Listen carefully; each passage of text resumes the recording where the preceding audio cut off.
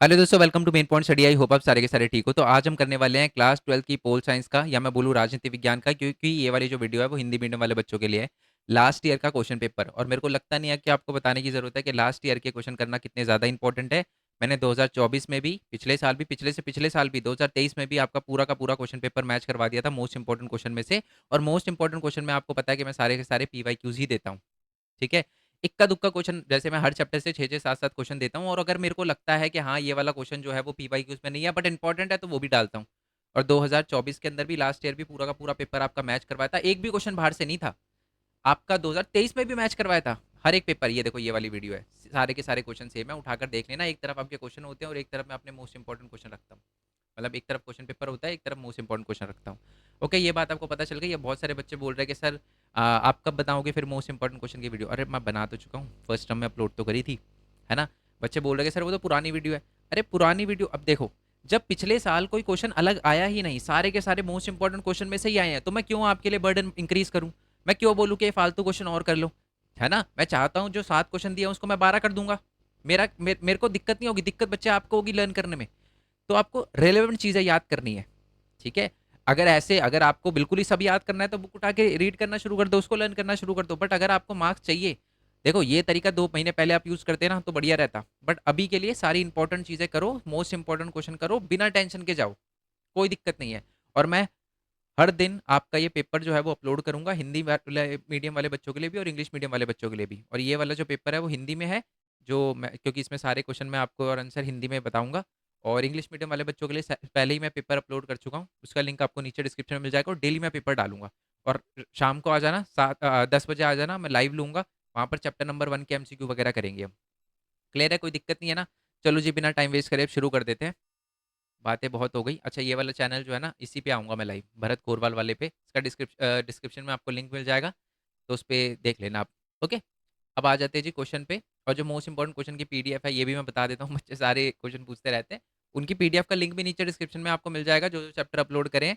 या तो आपको टेलीग्राम पे मिल जाएगा, या तो आप उन वीडियो के डिस्क्रिप्शन में जाओगे ना, जब मोस्ट इंपॉर्टेंट क्वेश्चन, जो भी चैप्टर के मोस्ट इंपॉर्टेंट क्वेश्चन की वीडियो खोलोगे तो उसके नीचे आपको लिंक मिल जाएगा। ठीक है।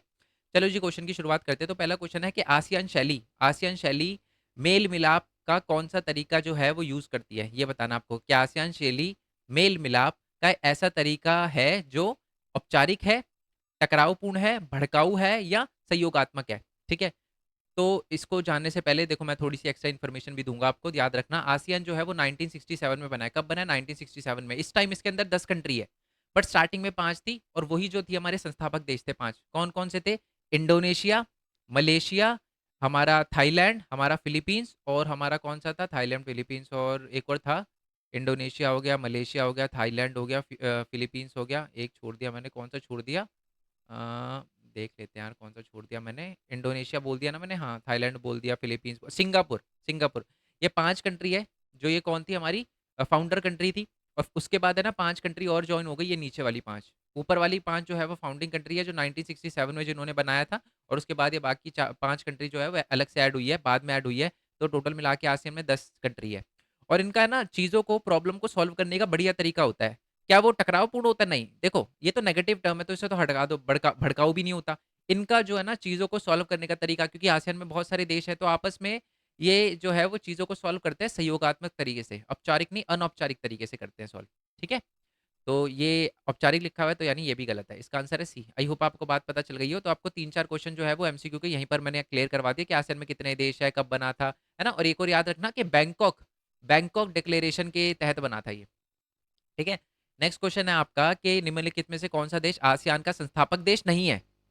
क्या क्या संस्थापक देश कौन से थे स्टार्टिंग के 5 वाले? इंडोनेशिया, थाईलैंड, सिंगापुर, फिलीपींस और मलेशिया। तो सिंगापुर तो नहीं है सर, है ना, क्योंकि वो संस्थापक देश है। तो हमें बताना कौन सा नहीं है। थाईलैंड, ये लिखा हुआ सर T, ये भी नहीं है। इंडोनेशिया, ये लिखा हुआ सर आपने आई, ये भी नहीं है। म्यांमार नहीं, म्यांमार इसमें नहीं है, यहाँ से M में मलेशिया है। तो नहीं, म्यांमार बाद में, देश तो है, मतलब संस्थापक देश नहीं है, आसियान का देश है, बट संस्थापक देश नहीं है। वो बाद में ऐड हुआ, मैं दिखा देता हूँ आपको, म्यांमार सबसे बाद में ऐड हुआ है। तो यानी ये सारे के सारे के अंदर से आंसर हमारा म्यांमार हो जाएगा। नेक्स्ट वाले क्वेश्चन पे आ जाते हैं कि निम्नलिखित में से कौन सा देश दक्षिण एशिया में शामिल नहीं है या नहीं किया जाता। सबसे पहले दक्षिण एशिया में कौन कौन से देश आते हैं वो देख लो। ये सारे के सारे दक्षिण एशिया के देश है। वही हमारे पड़ोसी ओड़ोसी देश लिखने हैं। इंडिया, पाकिस्तान, बांग्लादेश, श्रीलंका, नेपाल, भूटान, मालदीव्स और अफगानिस्तान। और यही सारी की सारी कंट्री जो है ना वो सार्क में भी है। अब ये सार्क क्या है? दक्षेश जिसको हम हिंदी में बोलते हैं, और इंग्लिश में है south Asian association for regional corporation. Don't worry, बहुत सारे बच्चे कहते हैं सर अगर मैं जो इसकी मतलब फुल फॉर्म में इंग्लिश में लिख दूँ, चलता है, इतना ही इंग्लिश में चलता है, कोई दिक्कत नहीं आएगी। फुल फॉर्म अगर आप इंग्लिश में लिखते हो तो मार्क्स नहीं कटेंगे इस चीज़ के, ठीक है। बाकी जैसे south Asian association for regional corporation, ठीक है, हिंदी में वैसे मैंने मोस्ट इंपॉर्टेंट क्वेश्चन में बता रखे हैं, तो वो भी आप जाकर देखना, तो आपको और अच्छे से क्लियर हो जाएगा। बट आई होप ये बात को आपको पता चल गई हो। वैसे सार्क का क्वेश्चन था नहीं, बट फिर भी मैंने बता दिया। सार्क जो है वो 1985 में बना हुआ है। कितने देश है इसके अंदर? 8 देश है। और इनमें से कौन सा नहीं है? बांग्लादेश भी था उसमें, भूटान भी था, मालदीव भी था, चाइना नहीं है, तो इसका आंसर चाइना होगा। क्लियर हो गया? नहीं पूछा ना कौन सा? चलो नेक्स्ट वाले क्वेश्चन पे आ जाते हैं हमारा। ओके जी, बहुत ही बढ़िया क्वेश्चन है ये, और बहुत ईजी क्वेश्चन है। क्वेश्चन ये है कि इनमें से बताना है कि कर्म अनुसार के सबसे पहले पाकिस्तान का लीडर कौन बना, फिर कौन बना, फिर कौन बना, फिर कौन बना। मैंने आज है ना जिन बच्चों को मैं पढ़ाता हूँ उनसे भी ये क्वेश्चन करवाया था, ठीक है। और बिल्कुल सही उन्होंने जो है वो मेरे को जो मैं सुनना चाहता ना, उन्होंने वही बोला। उन्होंने पढ़ा और बोला कि सर जनरल परवेज मुशर्रफ तो सबसे एंड में आया होगा इन नामों में से। मैंने कहा बस आंसर निकल गया, खत्म बात। क्या थर्ड जो है वो सबसे एंड में आया, तो इसका आंसर थर्ड है, सबसे एंड में आया, ठीक है। बहुत सारे बच्चे सोचते हैं क्रोनोलॉजिकल ऑर्डर वाले क्वेश्चन में ये जो कर्मानुसार लगाने उसमें सबका साल पता होना चाहिए। अरे हमको क्या लेना तेरा। सबसे पहले दो चीज चेक करे करो कि आपको है ना हमेशा जैसे मान लो ये क्वेश्चन है ना घुमा के आ जाता है और ये पूछा जाता है कि इंडिया के बताओ कौन सा लीडर बना, और उसमें जवाहरलाल नेहरू पक्का दे रखा होता। तो सबसे पहले चेक करते हैं कि जहां पर भी जवाहरलाल नेहरू दे रखा है क्या ऑप्शन के अंदर वो फर्स्ट दे रखा है, और कितने ऑप्शन में फर्स्ट दे रखा है। मैक्सिमम ऐसा होगा कि वो फर्स्ट पहले टाइम में ही आपको मिल जाएगा, एक ही ऑप्शन ऐसा होगा। तो जैसे वैसे मैं फिर भी बता देता हूँ आपको कि सबसे पहले जुल्फिकार अली भुट्टो जो है वो बने थे कब, 71 में, 72 तक रहे थे, है ना, जब वो हमने बांग्लादेश बनाया था और पाकिस्तान को अलग कर दिया था। उसके बाद हमारा जुल्फिकार अली भुट्टो, है ना, सॉरी जियाउल हक आया था 78 के अंदर, 1978 के अंदर। उसके बाद बेनज़ीर भुट्टो आई थी 1996 के अंदर, और उसके बाद हमारा परवेज मुशर्रफ जो है वो 2008 में आया था। क्लियर हो गया? बाकी मैंने ईयर बता दिए, और मैंने आपके लिए है ना यहाँ भी लिख दिया है नीचे पाकिस्तान के लीडर, ठीक है। इससे थोड़ी आपको हेल्प मिलेगी। क्लियर है ना, कोई दिक्कत नहीं है ना। बट इसमें मैंने पॉलिटिकल लीडर लिखे हैं सारे के सारे, ठीक है। इसमें मैंने आपका जनरल नहीं है इसके अंदर, जनरल जो वो थे ना जैसे परवेज मुशर्रफ, जियाउल हक, ये सारे के सारे या जियाउल हक भी नहीं लिखा होगा इसमें, हाँ। मिलिट्री कमांडर नहीं लिखे, सिर्फ नाम पीएम वीएम के लिखे हुए हैं जो कि पॉलिटिकल लीडर थे बस, ठीक है। आई होप ये बात आपको पता चल गई हो। ठीक है, नेक्स्ट क्वेश्चन पे आते हैं। हमारा नेक्स्ट क्वेश्चन है निम्नलिखित, पहले खुद क्वेश्चन का आंसर करने का ट्राई करना, पहले पॉज कर लिया करो वीडियो, फिर क्वेश्चन का खुद आंसर करना, फिर आगे बढ़ना। सुरक्षा के लिए खतरे का नया स्रोत इनमें से कौन सा नहीं है? जो नया नहीं है, पुराना है। आतंकवाद नया है, ड्रोन का प्रयोग नया है, वायुयान का अपहरण नया है, युद्ध, युद्ध एक ऐसी चीज है जो हजारों सालों पहले भी चलती आ रही थी और आज भी चलती है, तो इसका आंसर है डी, है ना। नेक्स्ट वाले क्वेश्चन पे आ जाते हैं कि गठबंधन में कोई देश शामिल होते हैं, अ, कई देश शामिल होते हैं जो सैन्य हमले से रोकने के अथवा उससे सुरक्षा करने के लिए जो है वो संवेद कदम उठाते हैं। बेसिकली गठबंधन क्या होता है, यहाँ पर मिलिट्री गठबंधन की बात होती है, बात हो रही है कौन से गठबंधन की? मिलिट्री, मिलिट्री का मतलब सैन्य गठबंधन की बात हो रही है, जैसे नाटो सैन्य संगठन है ना, तो वैसे ही तो एक गठबंधन बनाए जाते हैं, सारे के सारे देश जो है वो आपस में साथ आते हैं, ठीक है, और कोई भी दूसरा देश उन पर हमला ना कर सके उसके लिए जो है वो कदम उठाते हैं। क्या ये बात सही लिखी है? बिल्कुल सही लिखी है, इसलिए गठबंधन बनाते हैं देश। नाटो इसलिए बनाया गया था ताकि कोई भी दूसरी देश उस पर हमला करे तो वो सारे मिलकर जवाब दे सके। और देखो यही बात नीचे लिखी हुई है कारण में, किसी अन्य देश अथवा संगठन की तुलना में वे अपनी प्रभावी शक्ति को बढ़ाने के लिए देश गठबंधन बनाते हैं, ये सही बात लिखी हुई है। तो दोनों सही है और दोनों का आपस में लेना देना है। क्यों गठबंधन इसलिए तो बनाते हैं ताकि अपनी शक्ति को बढ़ा सके, ठीक है। तो इसका आंसर होगा ए। क्लियर है ना, कोई दिक्कत नहीं है ना। आ जाओ जी नेक्स्ट वाले क्वेश्चन पे। नेक्स्ट वाला क्वेश्चन हमारे सामने ये रहा। 1950 के दशक के दौरान भारत और अमेरिका के बीच में संबंधों में काफी जो है वो असंयोजकता थी। क्योंकि मतलब असंयोजकता यानी अनईजीनेस था, यानी थोड़ी दिक्कतें चल रही थी भारत और अमेरिका के रिलेशन में। क्यों चल रही थी? एलिमिनेशन मेथड यूज करो। सोवियत संघ ने हंगरी पर आक्रमण किया था, तो इससे हमें क्या लेना देना यार, हमारे और यूएस के रिलेशन थोड़ा ना इससे खराब होंगे। एक गलत हो गया, तो ये नहीं हो सकता, भी नहीं हो सकता। भारत नाटो का सदस्य नहीं था, बहुत आधी दुनिया नहीं थी, तो भारत स्पेसिफिक बताया ना, भारत और अमेरिका के क्यों, तो ये भी नहीं है ना। भारत जो है गुट निरपेक्षता आंदोलन का संस्थापक था, तो हम ही थोड़ी ना थे, और चार और भी थे, है ना, तो ये भी नहीं हो सकता। अब ये देखो स्पेसिफिक रीजन है ये, भारत के सोवियत संघ के साथ जो है वो संबंध जो है वो सहभागिता बढ़ रही थी, मतलब हमारे संबंध यूएसएसआर से अच्छे हो रहे थे, सोवियत संघ से अच्छे हो रहे थे। और यही बात जो है अमेरिका को अच्छी नहीं लगी, इसी की वजह से भारत और अमेरिका के बीच के रिलेशन खराब हो गए। तो यही पॉइंट है, जो एक ऐसा पॉइंट है जो अच्छी तरीके से रिलेशन जो है वो क्यों खराब हुए उसको बता रहा है।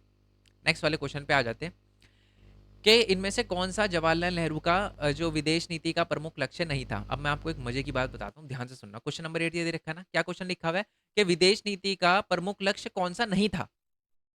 इनमें से एक ही नहीं होगा, है ना।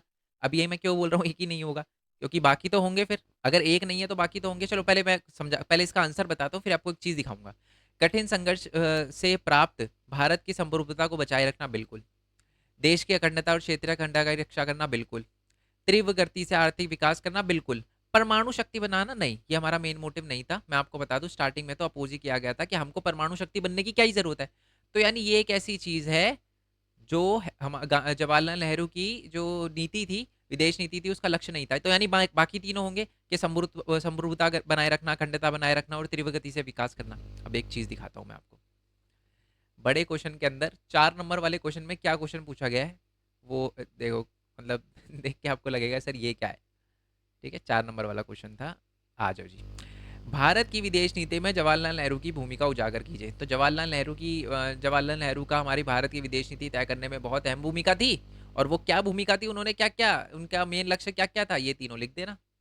ये तीनों बाकी बचे हुए, समझ रहे हो। तो अवेयरनेस होनी चाहिए, दिमाग को है ना हमेशा अलर्ट रखो। क्लियर हो गया। चलो जी, अब आ जाते हैं नेक्स्ट वाले क्वेश्चन पे कि लाल बहादुर शास्त्री से संबंधित इनमें से कौन सा कथन गलत है।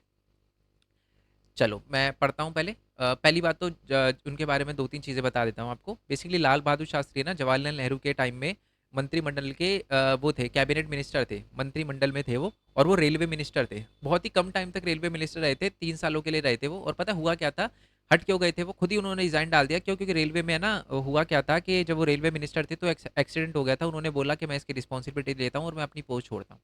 ठीक है। उसके बाद क्या था कि 1964 में जब जवाहरलाल नेहरू की डेथ हो जाती है ना, तो इनको प्राइम मिनिस्टर बनाया जाता है। और ये 66 तक प्राइम मिनिस्टर रहते हैं, फिर इनको भी, उनकी भी डेथ हो जाती है ताशकंद के अंदर। ठीक है। और यही ऐसे थे कि जब हमारी 1965 में पाकिस्तान के साथ वॉर हुई थी ना, तो इन्होंने ही नारा दिया था, जय जवान जय किसान। ओके। अब इनमें से कौन सी बात गलत है। सर अभी अभी आपने बताया कि उन्होंने जय किसान जय जवान जय किसान का नारा दिया था, तो ये तो नहीं हो सकता, क्योंकि ये तो सही लिखा हुआ है। रेलवे दुर्घटना के चक्कर में उन्होंने जो है वो त्यागपत्र दे दिया था, ये भी बात सर सही लिखी हुई है, हमें गलत बतानी है। तो ये बात भी नहीं हो सकती, क्योंकि ये तो सही बात लिखी हुई है, गलत बात बतानी है। उन्होंने बहुत कम समय तक जो है वो संघीय मंत्रिमंडल में सदस्य रहते, बिल्कुल सही बात है। बहुत कम समय तक रहते, तो ये भी नहीं हो सकता, क्योंकि उन्होंने, फिर मैंने बताया ना, रेलवे मिनिस्टर से त्याग कर दिया था उन्होंने। नेक्स्ट है कि वर्ष 1966 में उन्होंने कांग्रेस के महासचिव के रूप में कार्य किया। अब बात यह है कि 1966 में तो वो पीएम थे। मैं बता दूं इंडिया में क्या रूल है, इंडिया में रूल क्या है ये आप नोटिस करोगे कि इंडिया में जब कोई पर्सन पीएम बनता है ना, तो वो अपनी पॉलिटिकल पार्टी का लीडर नहीं बनता, कभी महासचिव नहीं होता। जैसे कि इस टाइम जो है वो किसकी गवर्नमेंट है, बीजेपी की गवर्नमेंट है। मैं पूछूं बीजेपी का इस टाइम महासचिव कौन है, तो आप क्या मेरे को नरेंद्र मोदी बोल सकते हो? नहीं, वो नहीं है, क्योंकि वो पीएम है। जो पीएम होता है ना, वो पॉलिटिकल पार्टी का कन्वीनर नहीं रहता, फिर वो महासचिव नहीं रहता। तो ये बात गलत लिखी हुई है। तो वो जो थे वो उस टाइम पीएम थे, और पीएम जो है वो महासचिव नहीं हो सकता। भारत के अंदर ये रूल है। रूल क्या है, एक तरह से प्रथा चलती आ रही है। क्लियर हो गया, कोई दिक्कत नहीं है ना। तो इसका आंसर होगा ए। ए ही एक ऐसा पॉइंट है जो कि गलत लिखा हुआ है इसमें, बाकी सारे सही है। नेक्स्ट वाले क्वेश्चन पे आ जाते हैं। ये भी क्वेश्चन देखो, मैक्सिमम क्वेश्चन आप देखोगे ना, मतलब थोड़ा सा दिमाग लगाने की है, मतलब जरूरी नहीं है कि आपको आंसर पता हो। ठीक है। अब दिमाग लगा के भी कर सकते हो। अब देखो, चौथे आम चुनाव में इनमें से कौन सा जो है वो परिणाम जो है वो, मतलब कौन कौन सी समस्या आई थी चौथे हमारे चुनाव में, चौथे आम चुनाव में। और ये अलग से 2 नंबर का है, 5 नंबर का क्वेश्चन भी, 4 नंबर का क्वेश्चन भी आ सकता है आपके एग्जाम में, याद रखना। ठीक है, इंपॉर्टेंट क्वेश्चन है ये। मोस्ट इंपॉर्टेंट क्वेश्चन की पीडीएफ में मैंने दे रखा है। एक बात और बता दूं, जितने भी इसके अंदर 3 मार्क्स के, 2 मार्क्स के, 6 मार्क्स के, 4 मार्क्स के जितने भी क्वेश्चन है बड़े बड़े, वो सारे के सारे मोस्ट इंपॉर्टेंट क्वेश्चन की पीडीएफ में दे रखे हैं। टेंशन लेने की आपको बिल्कुल जरूरत नहीं है। अब वो करके जाओ बिना टेंशन के। ठीक है। भारत में चौथा आम चुनाव से पूर्व निम्नलिखित में से कौन सी समस्या थी, मतलब जब हमारे आम चुनाव हो रहे थे तो कौन कौन सी समस्या, चौथे आम चुनाव में हमें कौन कौन सी समस्या फेस करनी पड़ी थी। मानसून की असफलता, बिल्कुल सही बात है। खाद्य संकट आ गया था। अधिक वर्षा, नहीं। देखो अभी मैं बताऊंगा इस पे, बट इस पे आ जाता है पहले। विदेशी मुद्रा भंडार की कमी, ये भी बात सही लिखी हुई है। सर ये गलत क्यों लिखा हुआ है? देखो, मॉनसून की असफलता का मतलब होता है बारिश ना आना। तो अगर ये सही है तो ये तो गलत होगा ना। अरे बारिश नहीं आ रही तो बाढ़ कैसे आ सकती है, अधिक वर्षा कैसे हो सकती है, तो यानी ये दोनों पॉइंट एक दूसरे के अपोजिट है, तो इनमें से एक ही सही होना चाहिए, और ये ऊपर वाला सही है और ये गलत है। समझ रहे हो? तो इसका आंसर जो है वो फर्स्ट, सेकंड और फोर्थ सही है, सी सही है। क्लियर हो गया ना? चलो जी नेक्स्ट वाले क्वेश्चन पे आ जाते हैं। नेक्स्ट वाला क्वेश्चन क्या है हमारा, कि इनमें से आपको बताना है कि सबसे पहले पीएम कौन रहे थे, कर्म अनुसार लगाना है।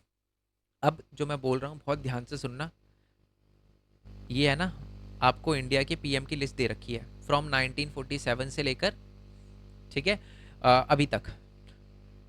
रट लो दोस्त, क्योंकि इससे एक नहीं, दो नहीं, तीन क्वेश्चन आए हुए हैं एमसीक्यू के, सिर्फ इससे।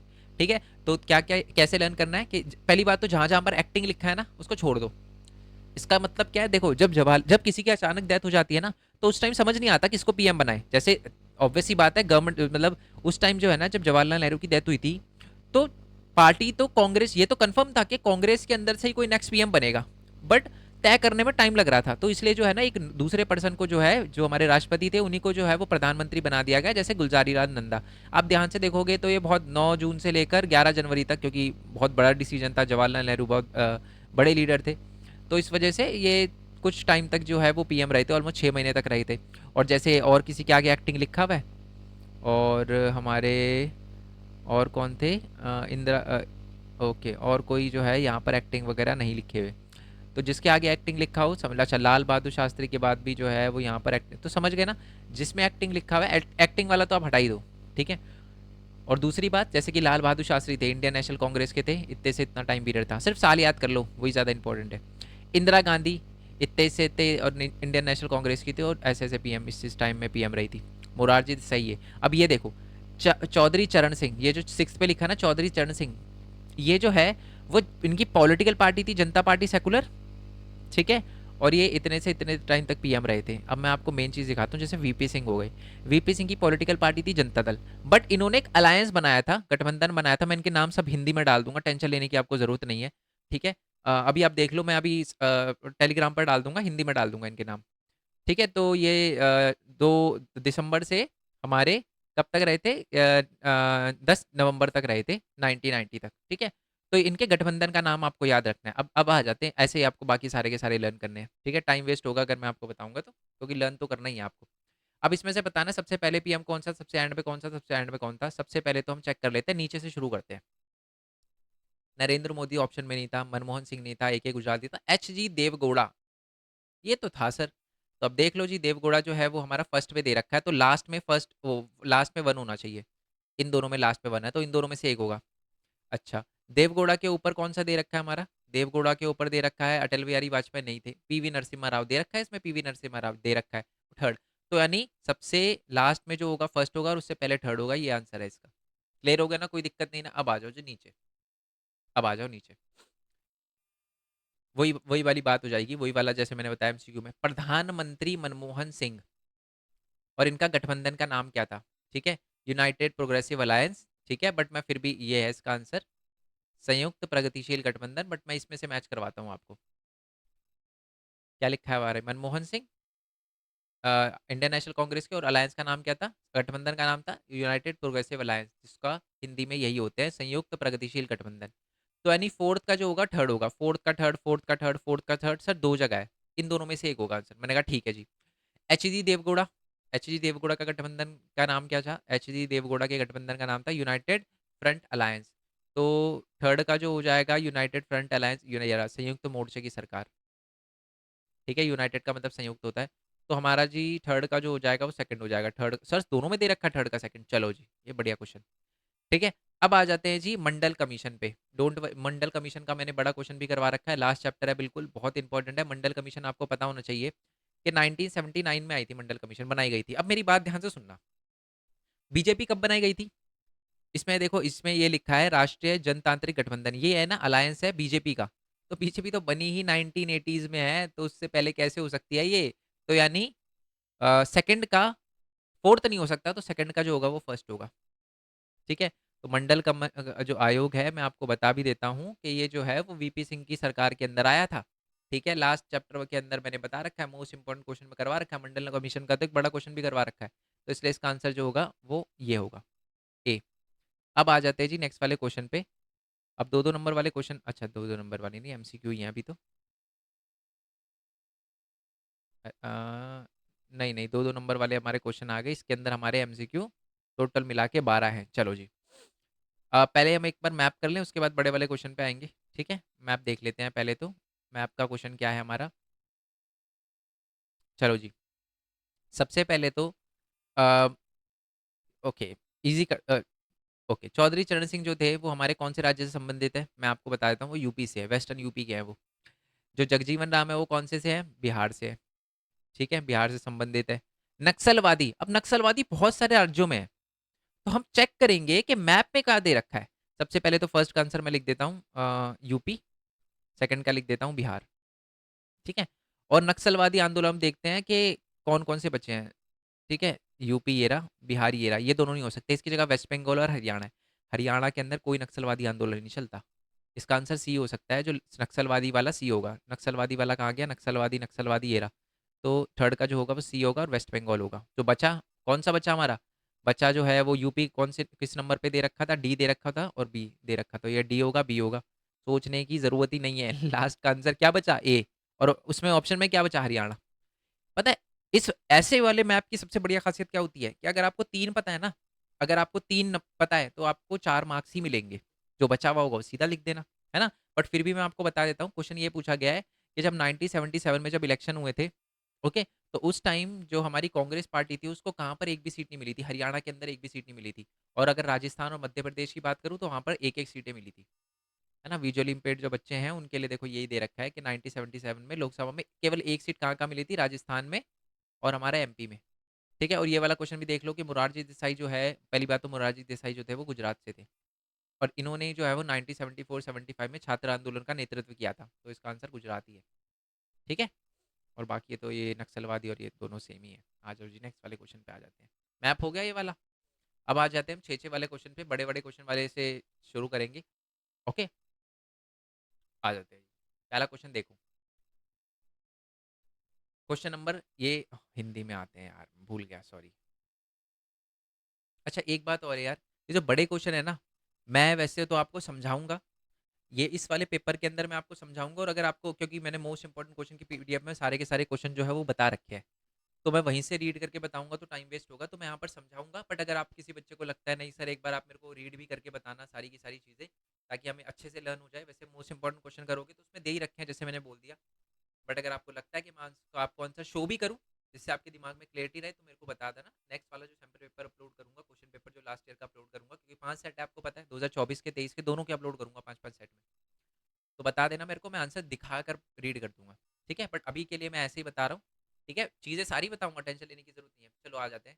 30 का 6 नंबर का क्वेश्चन है। क्वेश्चन ये है कि 79 से लेकर 1985 तक असम के अंदर बाहरी लोगों के खिलाफ आंदोलन चला था। मोस्ट इंपॉर्टेंट क्वेश्चन की पीडीएफ में दे रखा है क्वेश्चन। तो आंदोलन क्या था वो बताना आपको, देखो ध्यान से सुनना। असम जो है ना, असम के अंदर बहुत सारे बाहर के लोग आ रहे हैं। बाहर के लोग कौन? बांग्लादेशी, बांग्लादेशी आ रहे हैं। और जो बांग्लादेशी है ना वो आ रहे हैं, तो उनकी वजह से है ना असम के अंदर जो है वो आंदोलन चला था। रीजन पता है क्या थे? रीजन सबसे बड़ा ये था कि जो बंगाली लोग हैं, जो बांग्लादेशी लोग हैं, बंगाली नहीं बोलना चाहिए मेरे को, बंगाली तो हमारे वेस्ट बंगाल में भी रहते हैं, जो बांग्लादेशी लोग हैं वो सारे के सारे असम में घुस रहे हैं। कल्चर खत्म कर दिया असम का, है ना। असम में आज बंगाली बोली जा रही है। असमी बोलने वाले लोग बहुत कम है, क्योंकि सारे बांग्लादेशी घुस गए, है ना। तो एक तो ये हो गया। दूसरी बात है कि वहां पर है ना उनका कल्चर खत्म हो रहा है, उनकी लैंग्वेज खत्म हो रही है, उनकी जमीनें वगैरह, उनकी जॉब वगैरह भी जा रही है। अब ऑब्वियस सी बात है, जो बांग्लादेशी आ रहा है वो तो कहेगा भाई मैं कम में काम करने के लिए रेडी हो जाऊंगा, क्योंकि मेरे को तो जॉब चाहिए। तो लोगों की जो है वो आय वगैरह भी छिन रही है, और सबसे बड़ी बात है कि उनको ये भी लग रहा है कि उनकी ज़मीन जब्त हो जाएगी, उनकी ज़मीन जो है वो ले ली जाएगी, और ये सारी की सारी चीज़ों को लेकर डर है।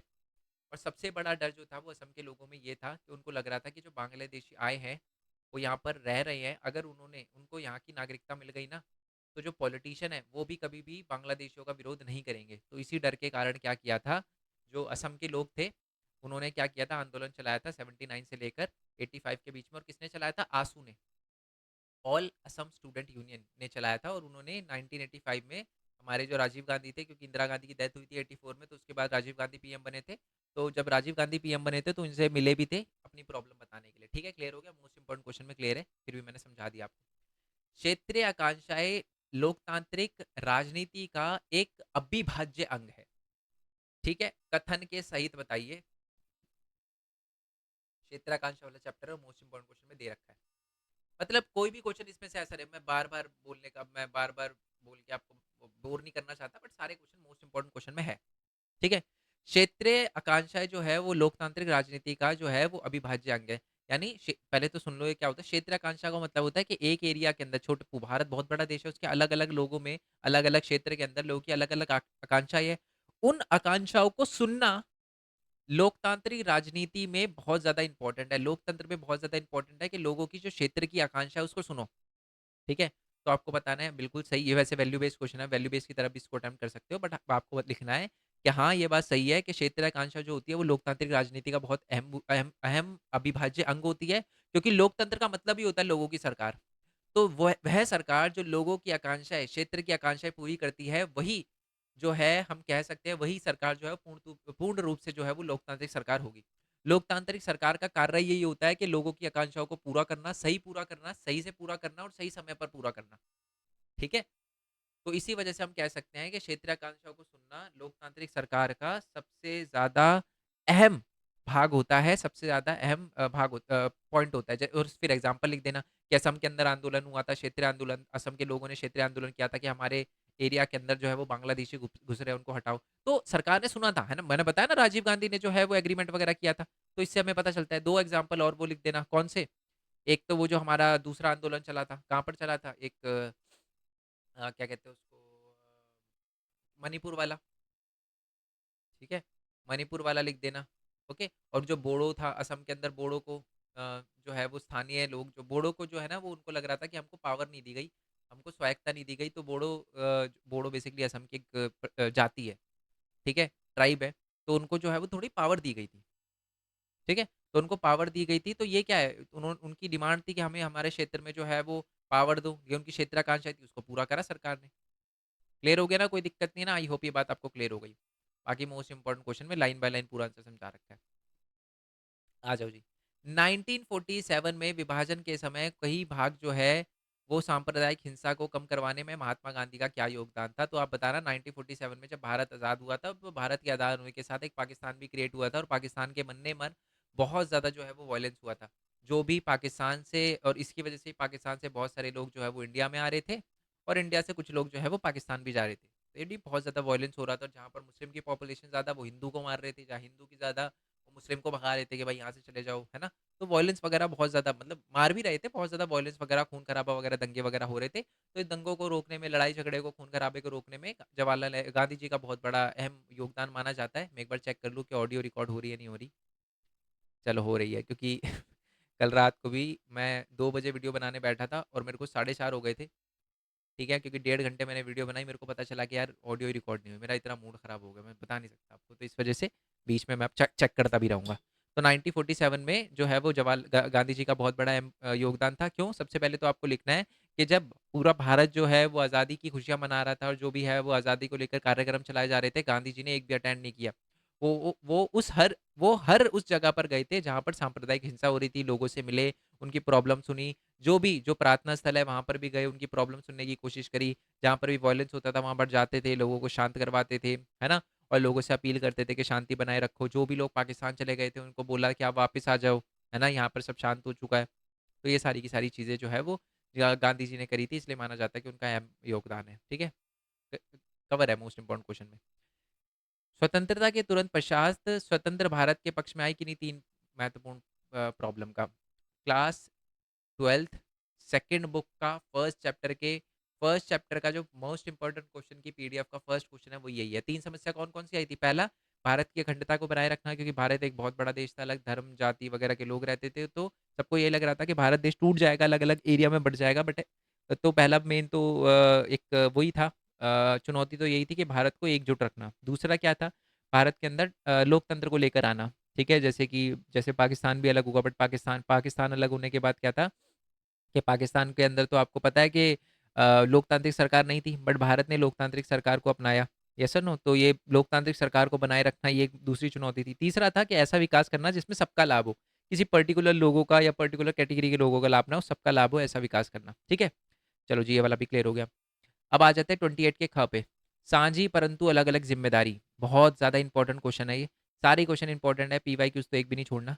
साझी परंतु अलग-अलग ज़िम्मेदारी का मतलब क्या होता है? आपको लिखना है कि दुनिया के अंदर बहुत सारी ऐसी समस्याएँ हैं, जिसमें से एक है पर्यावरण, और पर्यावरण को बचाने के लिए जो है वो भारत ये बोलता है कि पर्यावरण को बचाने की रिस्पॉन्सिबिलिटी तो सबकी है, साझी है, परंतु अलग-अलग ज़िम्मेदारी है। इसका क्या मतलब है? बेसिकली जो भारत है और जो विकसित देश है ना, वो पहले ही अपना बहुत ज़्यादा विकास कर चुके हैं। उन्होंने बहुत ज़्यादा जो है वो पर्यावरण को नुकसान पहुँचाया है, और अब जो है वो एक ऐसे लेवल पे आ चुके हैं कि अब अगर वो इंडस्ट्रियल डेवलपमेंट ना करें, तब भी जो है वो ग्रो करेंगे ही करेंगे।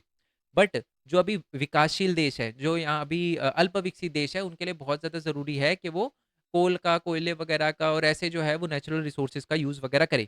तो इसके लिए जो है वो एनवायरनमेंट को थोड़ा बहुत नुकसान पहुँचेगा।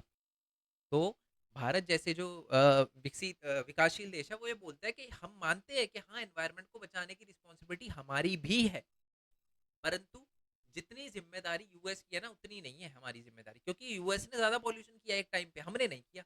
तो आप हमको मत बोलो कि उतना ही बिल्कुल उतना ही सब कुछ करे जितना यूएस ने करा है। अगर यूएस बोलता है कि हम अपनी 50% जो है वो फैक्ट्रियाँ बंद कर रहे हैं, है ना? पॉल्यूशन की वजह से, तो आप भी बंद करो। हम नहीं करेंगे ये। क्यों? क्योंकि वो तो कर चुका, अब वो 50% इंडस्ट्री पे भी ग्रो करेगा, हम नहीं कर पाएँगे। तो इस वजह से बोलते हैं कि साझी ज़िम्मेदारी तो सबकी है, परंतु अलग-अलग ज़िम्मेदारी है।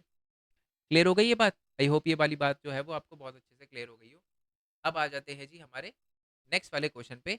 नेक्स्ट है कि जो हमारा वैश्विक राजनीति के किन्हीं 3 पर्यावरण सरोकार की व्याख्या वगैरह करें, जिनका समाधान किसी एक देश की सरकार अकेले नहीं कर सकती। ग्लोबल वार्मिंग, है ना? वाष्पिक ऊष्मन जिसको हम हिंदी में कहते हैं। ग्लोबल वार्मिंग एक ऐसी चीज़ है जिसको एक देश नहीं कर सकता। दूसरा क्या लिखोगे? क्या कहते हैं उसको? पानी की समस्या, एक देश नहीं देख सकता। जंगलों का कटाव, कोई एक देश अगर अगर हम ही अपने भारत के अंदर अंदर अगर जंगलों को बचा रहे हैं, तो क्या पूरी दुनिया के अंदर जो है वो सब बढ़िया रहेगा? अगर हम बचा रहे हैं, बाकी काट रहे हैं, तो क्या फ़ायदा? सबको बचाने पड़ेंगे ना, तो ये चीज़ है। और क्या चीज़ है? टेररिज़्म, टेररिज़्म भी एक ऐसी चीज़ है, वैश्विक राजनीति में एक बहुत अच्छा, पर्यावरण का ही पूछा ना, तो पर्यावरण का ही बताएँगे। पहला क्या बताया मैंने? जंगलों का कटाव। दूसरा क्या बताया? Global warming. तीसरा क्या बताया? पानी वगैरह की समस्या। है ना? और वाष्विक तापमान का बढ़ना, तो ये सारी की सारी चीज़ें जो है वो नदियों के अंदर स्वच्छ जल की उपलब्धता, तो ये सारी प्रॉब्लम जो है वो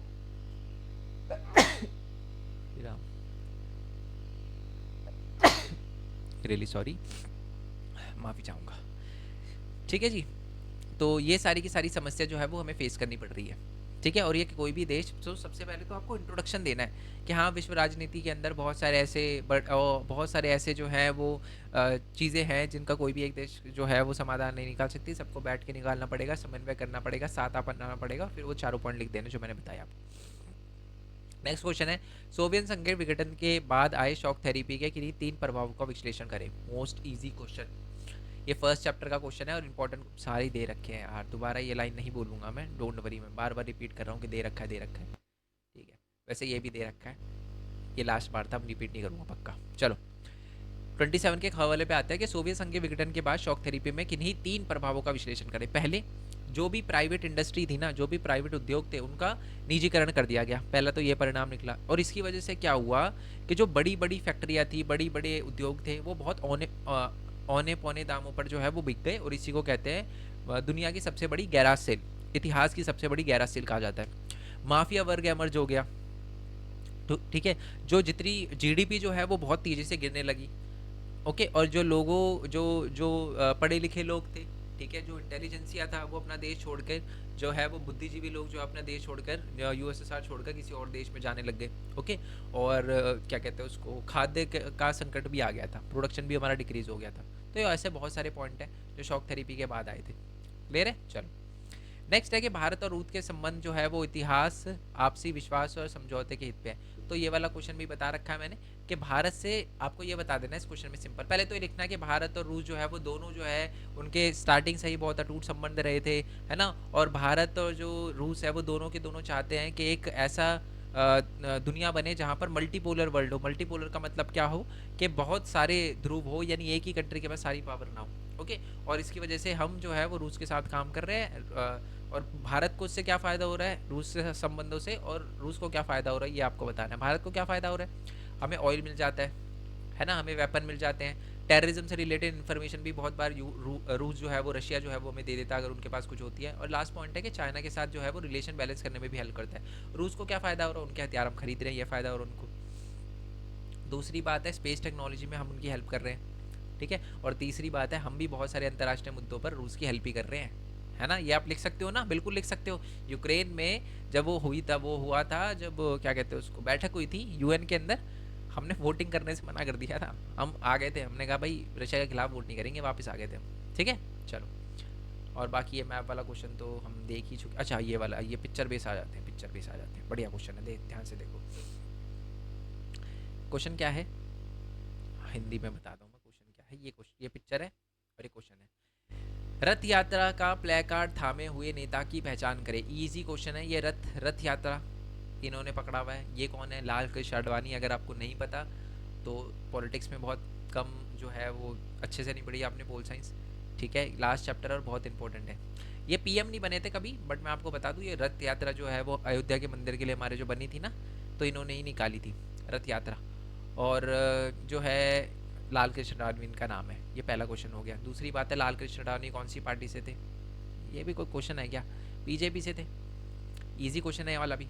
तीसरा आ जाते हैं कि इन पार्टून में से किन्हीं दो प्रधानमंत्रियों के नाम बताओ। ये बढ़िया है भाई, ये बढ़िया क्वेश्चन है, मैं बताता हूँ। ये जो है जिनके हाथ में जो है वो मंडल कमीशन दे रखा है, अभी अभी थोड़ी देर पहले मैंने आपको क्या बताया था, मंडल कमीशन कब आया था, 1979 में।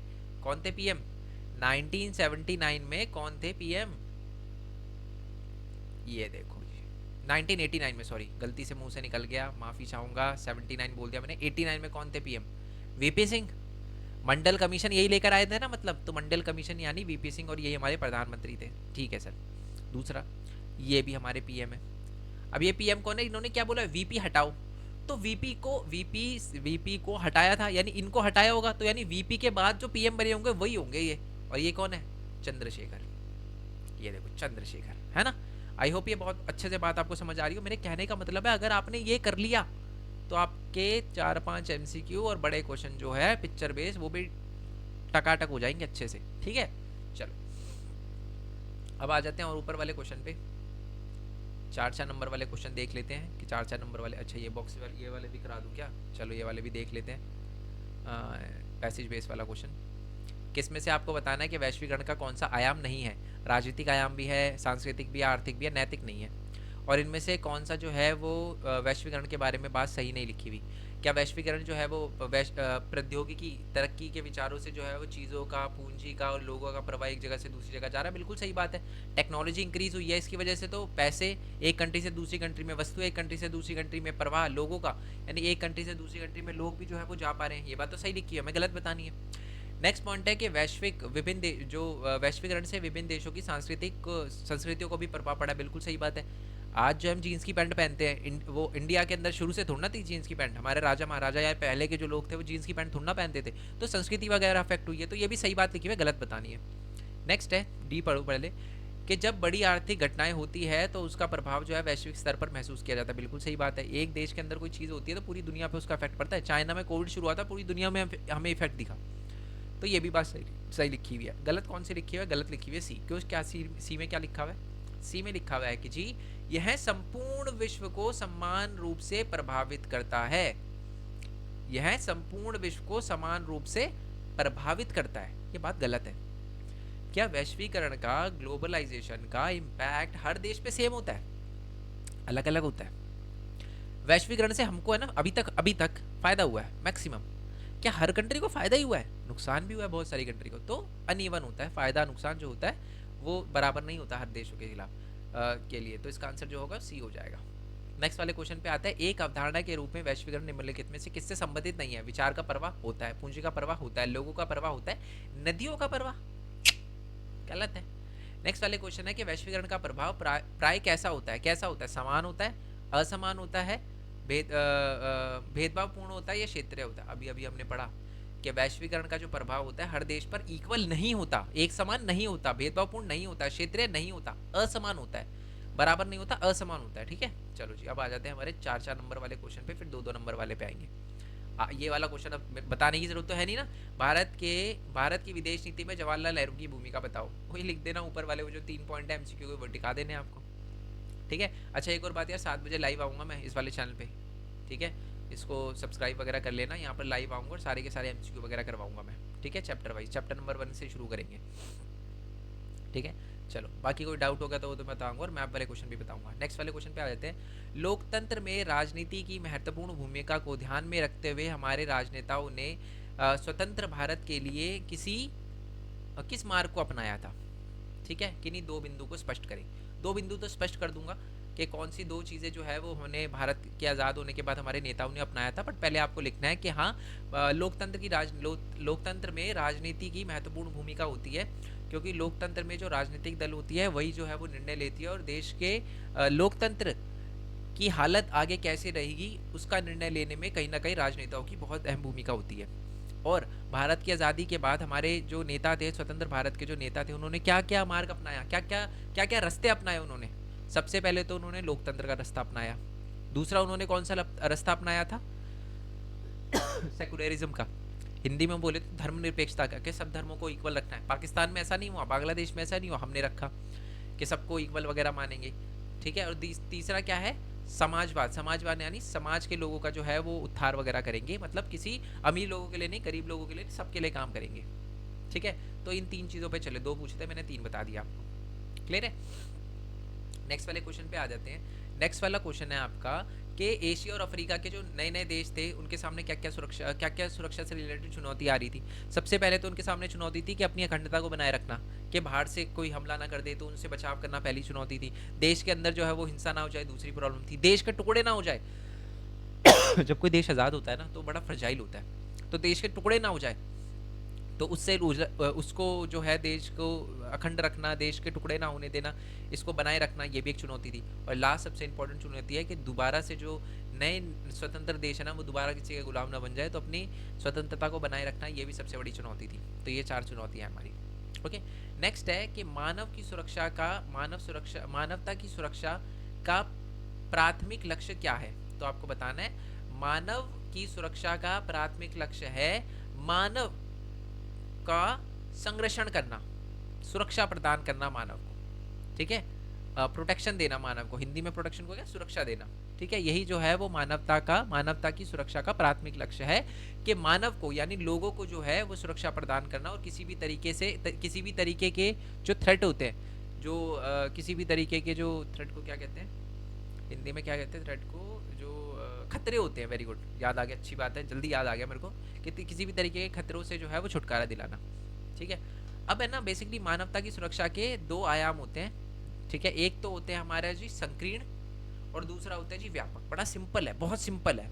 सुनने में बड़ा लग रहा होगा कि यार सर इसमें क्या लिखा, बट बड़ा सिंपल है। देखो देखो ध्यान से सुनना, ये 2 वर्ड दिख रहे हैं ना, व्यापक और संकीर्ण तरह की सुरक्षा। संकीर्ण सुरक्षा होती है जब हम किसी एक कम्युनिटी की सुरक्षा की बात करते हैं, और व्यापक दृष्टिकोण जो होता है मानवता का, ये होता है जब हम पूरी मानवता की बात करते हैं। मैं समझाता हूँ। अच्छा, कोविड जो है वो संकीर्ण है या व्यापक है? व्यापक है। क्यों? कोविड ने किसी की जाति नहीं देखी, धर्म नहीं देखा, ना किसी की कंट्री नहीं देखी, सब लोगों को जो है वो इक्वली अफेक्ट किया। तो एक ऐसा खतरा है जिससे मानवता को जो है वो खतरा है। ऐसी समस्या थी कोविड जिससे मानवता को खतरा था, है ना। ये व्यापक दृष्टिकोण, व्यापक खतरा था ये। बट संकीर्ण क्या होता है? जैसे कि मान लो अभी इजराइल पैलेस्टाइन के बीच में लड़ाई चल रही है, तो ये क्या है? ये मानवता की सुरक्षा से रिलेटेड तो है, बट ये संकीर्ण है। ये सिर्फ एक कम्युनिटी को अफेक्ट कर रहा है, एक कम्युनिटी यानी जो भी इजराइल और पैलेस्टाइन के जो लोग हैं उनको अफेक्ट कर रहा है। रशिया और यूक्रेन में लड़ाई हो रही है, किसको अफेक्ट कर रहा है? रशिया और यूक्रेन के लोगों को ज़्यादा अफेक्ट कर रहा है ना। अगर किसी जैसे अभी मैं सुना, आपने सुना होगा कि पाकिस्तान के अंदर जो है वो लड़ाई चल रही है, वो बलूचिस्तान को इंडिपेंडेंस करवाने के लिए, है ना। तो इस चीज़ से किसको अफेक्ट पड़ रहा है? बलूचिस्तान के यानी पाकिस्तान के उसको अफेक्ट पड़ रहा है। तो ये होते हैं जहाँ पर एक कम्युनिटी, एक लोग, एक कंट्री पे अफेक्ट पड़ता है। क्लियर हो गया? कोई दिक्कत नहीं है ना? आई होप ये बात आपको समझ आ गई। तो संकीर्ण मानवता की सुरक्षा का अर्थात ये है, का मतलब ये है कि उन खतरों से जो है वो सुरक्षा लेना जो किसी पर्टिकुलर, जो किसी एक जो है वो धार्मिक, या एक जो है वो क्या कहते हैं उसको, कम्युनिटी। एक कम्युनिटी को हिंदी में क्या कहते हैं? एक जाति या एक एक तरह के लोगों को जो है वो अफेक्ट करता हूँ, और व्यापक जो पूरी मानवता को अफेक्ट करता हो उनसे सुरक्षा। संयुक्त राष्ट्र संघ के जो नए नए देश, जो भी देश है जो सुरक्षा परिषद का हिस्सा बनना चाहते हैं, उसके लिए क्या क्राइटेरिया है? सिंपल है, एग्जाम में कभी कभार घुमा के आता है, ये नहीं आता कि बताओ 1997 क्वेश्चन ये आता है कि भारत को सुरक्षा परिषद का स्थायी सदस्य बनाना चाहिए, और बनाना चाहिए तो क्यों बनाना चाहिए?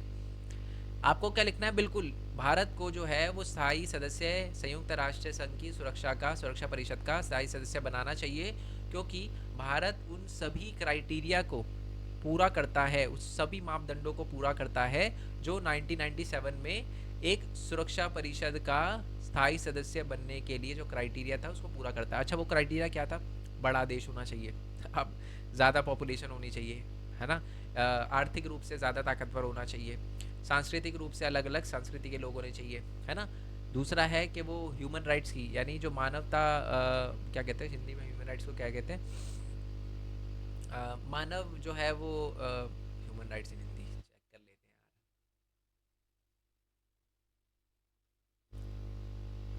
यार। मानव अधिकार, जो मानव अधिकार की रक्षा वगैरह करे, है ना। तो ये सारे के सारे क्राइटेरिया हैं। बड़ी मिलिट्री पावर होनी चाहिए, है ना, और लोकतंत्र का जो कोष है यूएनएससी का, उसका सपोर्ट वगैरह करे, तो ये है। नेक्स्ट है अंतर्राष्ट्रीय तौर पर यूरोपीय संघ की भूमिका बताओ। यूरोपीय संघ की विशेषता बतानी है, और इसमें भी, इसमें आर्थिक पूछे तो आर्थिक से रिलेटेड बता देना। जैसे दोनों ऑलमोस्ट सेम है, बट इसमें आर्थिक से रिलेटेड लिखना है, इसमें कॉमन लिखने हैं।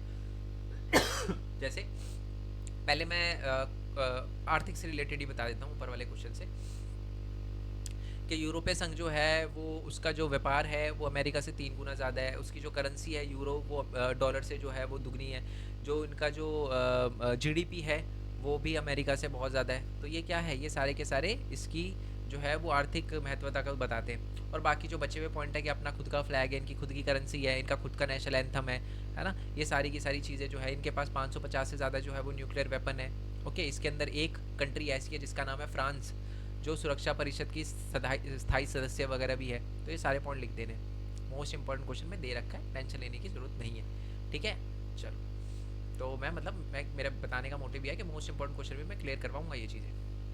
नेक्स्ट क्वेश्चन पे आ जाते हैं। ऐसे एक चीज़ और है जो मैं आपको अभी बता देता हूँ, क्या ना, पक्की बात है, मेरे को बहुत ज़्यादा चांसेस लग रहे हैं कि आपसे ये ज़रूर पूछा जाएगा कि भारत और बांग्लादेश के संबंधों के बारे में बताओ, क्योंकि अभी आपको पता है बांग्लादेश में क्या हो रहा है, तो ये क्वेश्चन बन सकता है, ठीक है।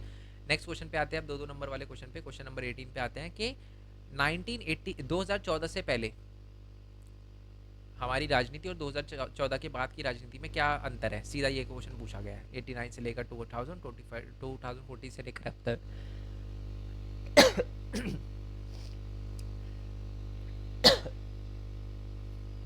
Really sorry. चलो जी, मैंने बिल्कुल खाना खाते ही मैं बैठ गया लैपटॉप पे, मेरे को थोड़ा वेट करना चाहिए था क्योंकि मेरे को खांसी आ रही है, लगातार बोल रहा हूँ ना। चलो, 2014 से पहले क्या थी? गठबंधन की सरकार थी। 2014 के बाद है ना, गठबंधन की सरकार नहीं थी, एक ही सरकार, जो एक ही पॉलिटिकल पार्टी, एक ही राजनीतिक दल को जो है वो पूर्ण रूप से जो है वो सरकार बनाई थी उसने। कौन सी? बीजेपी, है ना। 2014 के बाद तो बीजेपी है। 2014 से पहले जो क्षेत्रीय जो दल होते थे ना, उनकी अहम भूमिका होती थी केंद्र सरकार में, केंद्र सरकार को बनाने में। जैसे कि जो 2014 से पहले मैं आपको बता दूं, यूपीए का अलायंस था, वो हमने पढ़ा ना, मनमोहन सिंह जी का अलायंस।